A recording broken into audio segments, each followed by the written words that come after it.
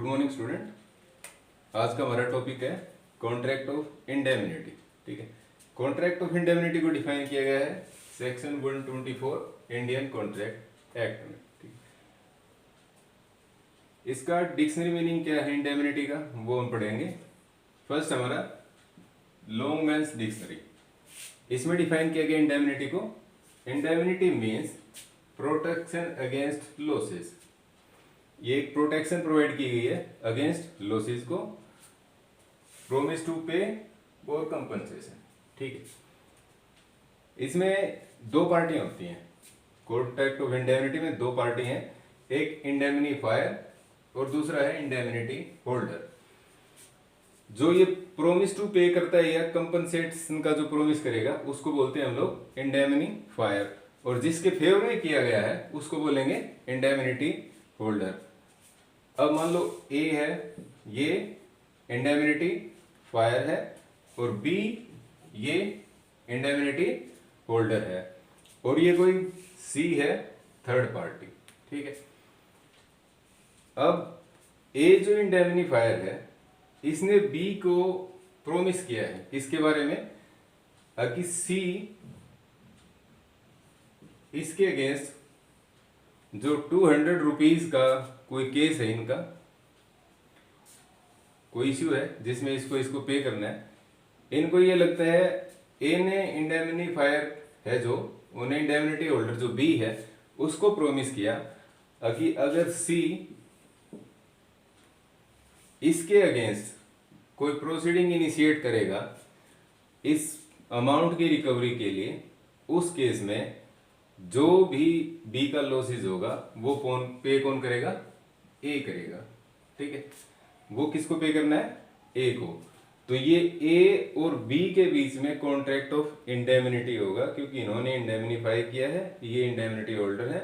सी कोई third party है जिसका कोई भी एक्ट कंडक्ट है, कोई भी केस उसको फाइल किया इनके अगेंस्ट, बी के अगेंस्ट, उस केस में ए कंपनसेट करेगा बी को जो लॉसेज हैं वो।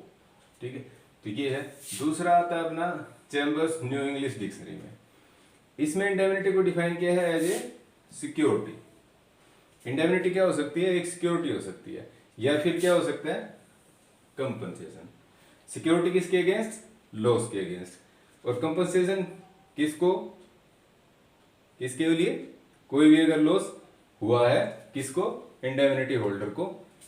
लॉस किसी तरह का भी अगर इंडेमनिटी होल्डर को हुआ है तो या तो जो टेंटेटिव लॉस है उसके फेवर में सिक्योरिटी दी गई हो, या फिर लॉस होने के बाद प्रोमिस किया गया कि अगर एक्चुअल लॉस होगा तो हम आपको कंपनसेट करेंगे।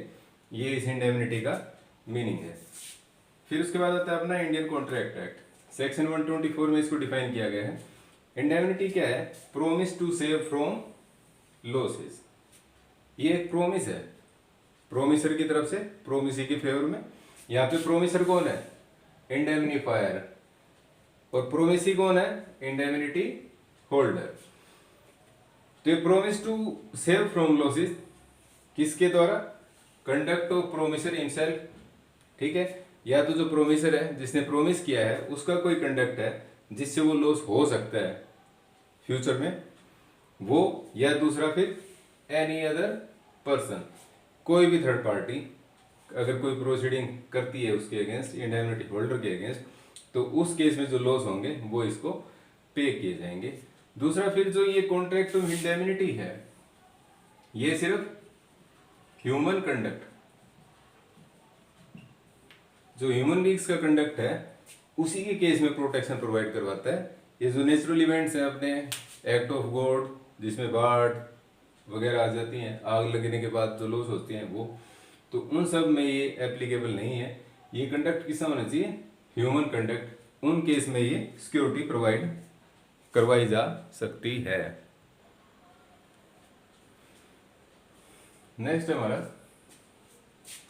कॉन्ट्रैक्ट ऑफ इंश्योरेंस इंडेमनिटी में आता है कि नहीं आता है, ये है हमारा नेक्स्ट पार्ट। तो इसमें जो हमारा सेक्शन 124 है वो कहता है promise to save against loss caused by promiser himself or any other person. That means जो कॉन्ट्रैक्ट ऑफ इंडेमनिटी है वो सिर्फ किसको कवर करता है? ह्यूमन बींग्स को। जो लॉस ह्यूमन बीइंग के एक्ट कंडक्ट से हुए वो सब कवर होते हैं कॉन्ट्रैक्ट ऑफ इंडेमनिटी में। लेकिन जो हमारा इंश्योरेंस का कॉन्ट्रैक्ट है वो कवर आते हैं अपने सेक्शन 31 कंटीजेंट कॉन्ट्रैक्ट।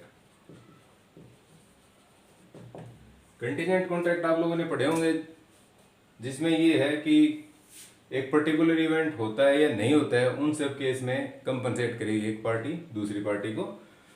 ये इंश्योरेंस के कॉन्ट्रैक्ट उसके अंदर कवर होते हैं, सेक्शन 124 के अंदर नहीं कवर होते। इसमें दो अपने लीडिंग केस हैं, United India Insurance Company versus Aman Singh Munshilal. ये Punjab and Haryana High Court का ही है, 1994, पेज नंबर 2206। इस केस में क्या था, जो मिसेस अमन सिंह ने, इन्होंने कुछ अपना गुड ट्रांसपोर्ट के लिए दिया था और उसका इंश्योरेंस करवाया था, और ट्रांसपोर्ट के दौरान ट्रांजिट होना था एक प्लेस से दूसरे प्लेस में, तो वो प्रोडक्ट किसी गोडाउन में भी स्टोर करना था कुछ टाइम के लिए। तो गोडाउन के अंदर फायर हुई, आग लग गई। आग लगने की वजह से सारा प्रोडक्ट जो इनका था वो क्या हुआ, डिस्ट्रॉय हुआ।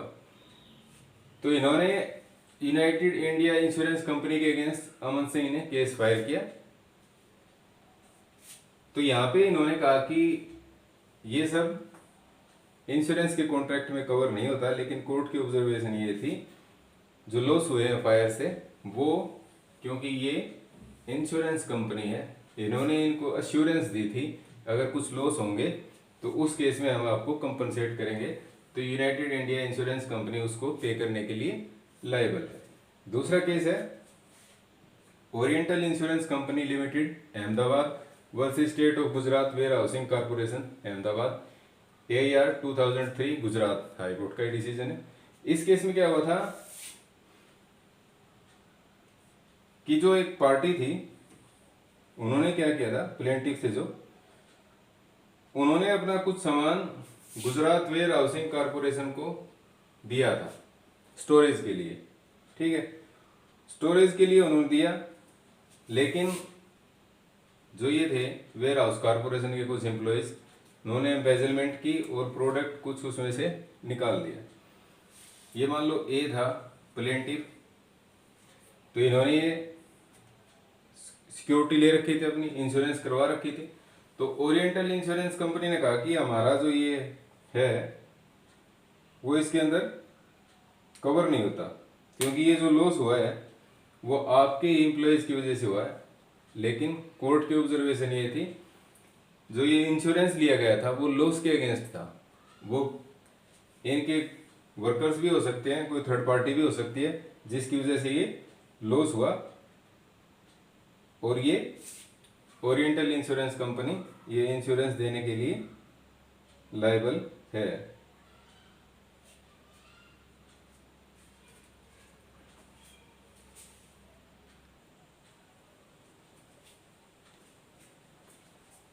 नेक्स्ट आता है हमारा right of indemnity holder. Indemnity holder के कौन कौन से राइट हैं वो डिफाइन किए गए हैं सेक्शन 1 to 5 में। फर्स्ट है रिकवर दी डैमेजेस। डैमेजेस कौन से हैं, जो एक्चुअल लॉस हुए हैं।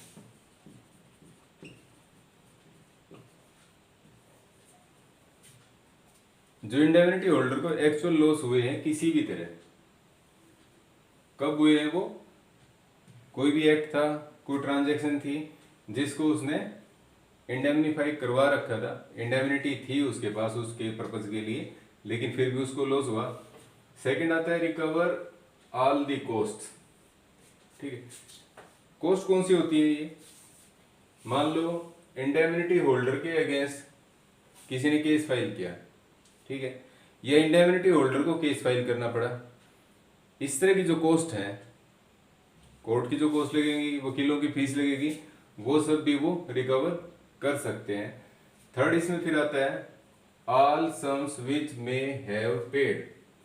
कोई भी सम है किसी तरह का भी जो इंडेमिनिटी का कॉन्ट्रैक्ट है उसके अंदर कवर होना चाहिए। ये डैमेज भी कवर होता है या ये कॉस्ट और ये सम जो उन्होंने पे किया। जो इंडेमिनिटी कॉन्ट्रैक्ट है उसके अंदर अगर कवर होते हैं 124 वाले जो कॉन्ट्रैक्ट हुआ है हमारा, तो उस केस में वो सब रिकवर कर सकता है किससे, इंडेमनीफायर से। लेकिन उसके लिए एक कंडीशन है, जो इंडेमनिटी होल्डर है उसका एक्ट किस तरह का। इंडेमनिटी होल्डर के लिए क्या है, acted as prudent man within authority. ठीक है, इंडेमनिटी होल्डर ने अपनी तरफ से, एक प्रूडेंट मैन उसको बोलते हैं जो एक कॉमन सेंस का आम आदमी जो काम कर सकता है अपने बचाव के लिए। अब यहाँ पे देखो, इंडेमनिटी होल्डर ने आंख बंद करके नहीं बैठा रहा कि मुझे तो ये इंडेमनीफायर दे ही देगा, तो इन दो डैमेजेस हैं इनसे भी उसने बचने की कोशिश की है। ठीक है, पूरा माइंड लगाया है अपना, पूरी तरह सोच समझ के काम किया है। जो ये कॉस्ट इसको लगी है किसी तरह भी, उनसे भी उसने बचने की कोशिश की है एक ऑर्डिनरी प्रूडेंट मैन की तरह। और यहाँ पे जो सम पे किए किसी को भी, ये जो सम है वो अननेसेसरी पे नहीं किए गए, ये मैंडेटरी थे, पे करना जरूरी था, और ये इसकी अथॉरिटी के अंडर थे। ठीक है, ये जो तीनों काम हुए वो सब इसकी अथॉरिटी के अंडर थे, और एक ईमानदार आदमी की तरह उसने काम किया है। ये तभी रिकवर हो सकते हैं, वरना ये रिकवर नहीं हो सकते। फिर नेक्स्ट आता है हमारा इंडेमनीफाइड बिफोर डैमनीफाइड। डैमनीफाइड का मतलब होता है एक्चुअल लॉस। ठीक है, क्या इंडेमनिटी होल्डर ये एक्चुअल लॉस होने से पहले इंडेमनीफायर को बोल सकता है कि आप मुझे कंपनसेट करो। ठीक है, जो ये अपनी इंग्लिश कोर्ट थी, कॉमन लॉज कोर्ट जो थी उनकी वहां की, तो उनका ये मानना था कि जब डैमेज होगा तभी आप इसको रिकवर करोगे, एक्चुअल लॉस आपको होना चाहिए, या एक्चुअल आपने कॉस्ट कहीं पे की है, या फिर कोई सम मनी है आपने पेमेंट किया है, उसके बाद ही आप इंडेमनीफायर को बोल सकते हो।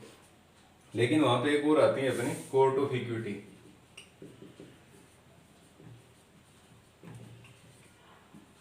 ठीक है, कोर्ट ऑफ इक्विटी का ये डिसीजन रहा कि हो सकता है कि इंडेमनिटी होल्डर इतना ज्यादा केपेबल नहीं हो अपने आप को लॉस से बचाने के लिए। उन सब केसेस में इंडेमनीफायर से ये रिक्वेस्ट कर सकता है कि आप मुझे इस लॉस से बचने के लिए कुछ मदद करें। ये इंडेमनिटी होल्डर है, ऐसा बोल सकता है। तो ये जो कोर्ट है, कॉमन कोर्ट का डिसीजन तो वही था कि एक्चुअल लॉस होगा, उसके बाद आप कंपनसेशन लोगे, उसके बाद ये आपको कोई डैमेज की जो है मिलना है वो सब पेमेंट आपको बाद में होगी। लेकिन कोर्ट ऑफ इक्विटी ने कहा है कि एक्चुअल लॉस होने से पहले भी अगर उसको सस्पिशियस लॉस है कोई, उसको लगे कि हो सकता है प्रिडिक्शन है कि आने वाले टाइम में मेरे साथ ऐसा होने वाला है, तो उन सब केसेस में वो पहले भी डैमेज अपने क्लेम कर सकता है। इंडिया की जो कोर्ट्स थी अपनी, उनमें नागपुर, लाहौर, इन सब केस का डिसीजन था कि हम एक्चुअल लॉस होने से पहले कंपनसेशन नहीं ले सकते। लेकिन बॉम्बे हाई कोर्ट में गजानन मोरेश्वर वर्सेस मोरेश्वर मदान AIR 1942 ये केस आया था। अपने चीफ जस्टिस एक छागला हुए हैं, उनका ये डिसीजन था। उनका ये मानना था कि जो कोर्ट ऑफ इक्विटी का डिसीजन है वो सही है। इंडेमनिटी होल्डर एक्चुअल लॉस होने से पहले भी इंडेमनीफायर से डैमेजेस क्लेम कर सकता है। हो सकता है कि ये इंडेमनिटी होल्डर है ये इतना कैपेबल ना हो कि उस लॉस से अपने आप को बचा सके। दूसरा एक रीजन इसमें ये भी रहा, अगर इंडेमनीफायर इसको पहले से ही, जो इसको लग रहा है कि मुझे ये लॉस हो सकता है, उससे बचने के लिए इसको कुछ कॉस्ट लगनी है, ठीक है, वो हो सकता है कम हो इस एक्चुअल लॉस से। तो यहाँ पे प्रॉफिट किसका है, इंडेमनिटी होल्डर का भी है, उसे ज़्यादा लॉस नहीं उठाना पड़ेगा। और जो इंडेमनीफायर है उसको ये बेनिफिट रहेगा कि उसको कम कंपनसेशन पे करना पड़ेगा। अगर यहाँ पे वो उसको बचा नहीं पा रहा है, सिक्योरिटी नहीं दे पाया, तो उस केस में हो सकता है कि लॉस ज़्यादा हो, एक्चुअल लॉस ज़्यादा होंगे, तो उस केस में इंडेमनीफायर को ज़्यादा पे करना पड़ेगा।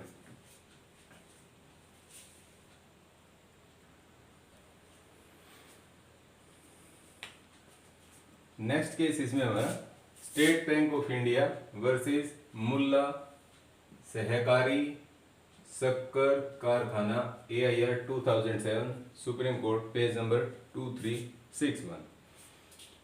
ये सहकारी शक्कर कारखाना जो थी एक फर्म, इन्होंने एक कॉन्ट्रैक्ट किया था Messrs pentagon engineering private limited के साथ। इनको एक लगाना था पेपर का प्लांट, कागज का कारखाना लगाना था इनके पैरेलल। तो उसके रिगार्डिंग पेंटागन इंजीनियरिंग कंपनी ने एक बैंक गारंटी दी। ये bank guarantee pentagon engineering private limited firm ने दी किसको? मुल्ला सहकारी शक्कर कारखाना जो एक कोऑपरेटिव सोसाइटी है उसको दी गई। और किसकी दी गई? स्टेट बैंक ऑफ इंडिया की तरफ से। ये बैंक गारंटी क्या होती है कि एक बैंक में एक पर्टिकुलर सम, सपोज करो इसी केस में एग्जांपल है ये, मान लो इन्होंने इनको दी थी गारंटी 10 लाख रुपए की, ठीक है। ये 10 लाख रुपए पेंटागन कंपनी किस में जमा कराएगी? स्टेट बैंक ऑफ इंडिया में। और उसके साथ इन दोनों का जो एग्रीमेंट है वो इसके साथ लगेगा कि ये जो 10 लाख रुपए है ये बैंक गारंटी ये कंपनी इसको दे रही है। और जब तक इनका कोई डिस्प्यूट है या कोई इश्यू है, जब तक ये कॉन्ट्रैक्ट पूरा नहीं हो लेता है इनका, तब तक ये 10 लाख रुपए इस बैंक से विड्रा नहीं हो सकते। ये ऐसा ये दोनों पार्टियां लिख के देती हैं, वो होता है बैंक गारंटी। तब बैंक गारंटी देता है, बिना पैसे के बैंक गारंटी नहीं देता है, ठीक है। तो ये पेंटागन इंजीनियरिंग प्राइवेट लिमिटेड जो फर्म थी और मुल्ला सहकारी शक्कर कारखाना जो था, इन दोनों के बीच में एग्रीमेंट था पेपर प्लांट लगाने के लिए। बैंक गारंटी थी स्टेट बैंक ऑफ इंडिया की। और जो इन दोनों का कॉन्ट्रैक्ट था उसमें लिखा था all the losses claim damage action और cost in respect of such sums which the supplier shall become liable to pay as the term of said order, ठीक है। सब कुछ टर्म क्लियर है इसके अंदर। इन दोनों के बीच में डिस्प्यूट हुआ, मुल्ला सहकारी शक्कर कारखाना और पेंटागन इंजीनियरिंग प्राइवेट लिमिटेड के बीच। तो इन दोनों में डिस्प्यूट होने के बाद ये जो पेपर प्लांट था ये नहीं लग पाया, बन ही नहीं पाया ये। तो अब बैंक गारंटी दी हुई थी, सहकारी शक्कर कारखाना ने स्टेट बैंक ऑफ इंडिया से डिमांड किया कि हमारी जो बैंक गारंटी थी इनकी वजह से हमें लॉस हुआ है, तो ये बैंक गारंटी जो हमें, क्योंकि हम इंडेमनिटी होल्डर हैं, आपके द्वारा दी गई ये गारंटी है, तो ये कंपनसेशन के लिए हमें दे दिया जाए। तो उस केस में फिर क्या हुआ? आखिरी केस चलते चलते 2007 में सुप्रीम कोर्ट से डिसाइड हुआ है। सुप्रीम कोर्ट में आने के बाद अभी तक हमने पढ़ा था कोर्ट ऑफ इक्विटी, ठीक है, बॉम्बे हाई कोर्ट का डिसीजन था वो। उसके बेस पे जो अपना लॉ कमीशन है उसने भी रेकमेंड किया था कि इस सेक्शन 24 को अमेंड करके इसको भी कवर कर लिया जाए, लेकिन अभी तक वो जो गाइडलाइंस हैं वो अभी तक इम्प्लीमेंट नहीं हुई, स्टेट ने उनको लिया नहीं है, तो लॉ अपना वैसा का वैसा चल रहा है। तो अब क्या हुआ? State Bank of India oppose कर रहा, बोले कि हम लोग ही इनको इंडेमनिटी का पैसा नहीं दे सकते। तो सुप्रीम कोर्ट का फाइनल डिसीजन क्या हुआ? सुप्रीम कोर्ट ने मुल्ला सहकारी शक्कर खाना जो फर्म थी, कोऑपरेटिव सोसाइटी थी, उसको कहा कि आप अपना एक्चुअल डैमेज जो लॉसेज हुए हैं आप उसको प्रूव कीजिए, ठीक है। अभी तक हम पढ़े थे 1942 का जो जजमेंट था बॉम्बे हाई कोर्ट का, जस्टिस छागला का, उस केस में उन्होंने कहा था कि लॉस होने से पहले भी हम क्लेम कर सकते हैं। अब पेपर प्लांट लगा नहीं, प्लांट लगने से जो प्रॉफिट इनको होना था वो क्या हुआ? इनका लॉस हुआ। 1942 के जजमेंट के हिसाब से जस्टिस छागला की जो ऑब्जर्वेशन थी, इनका क्लेम बनता था कि एक्चुअल लॉस होने से पहले भी वो क्लेम कर सकते हैं, क्योंकि डिफॉल्टिंग पार्टी ये है, इन्होंने अपना काम नहीं किया और कॉन्ट्रैक्ट से पीछे हटी हैं, तो पे करना पड़ेगा। लेकिन सुप्रीम कोर्ट ने 2007 में उस डिसीजन को अब बदल दिया। अब सुप्रीम कोर्ट का ये मानना है कि जो डैमेजेज हैं, कॉस्ट है, क्लेम है, वो सब कब हो सकेंगे? जब एक्चुअल लॉस, अगर आपको एक्चुअल लॉस हुआ है तो उस केस में ही ये सब होगा, आपको प्रूफ देना पड़ेगा। इस लॉस का प्रूफ दोगे, उसी के बाद ये जो इंडेमनिटी होल्डर है उसका राइट बनेगा क्लेम और डैमेज क्लेम करने का, कॉस्ट क्लेम करने का। इसके बगैर नहीं बन सकता। यानी कि हमें प्रूव करना पड़ेगा कि इन्होंने पेपर बिल हमारी नहीं तैयार की पेंटागन इंजीनियरिंग कंपनी ने, उसकी वजह से हमें ये लॉस हुआ। तो ये लॉस इनको प्रूव करना पड़ेगा, तब जाके ये मिलेगा। ओके।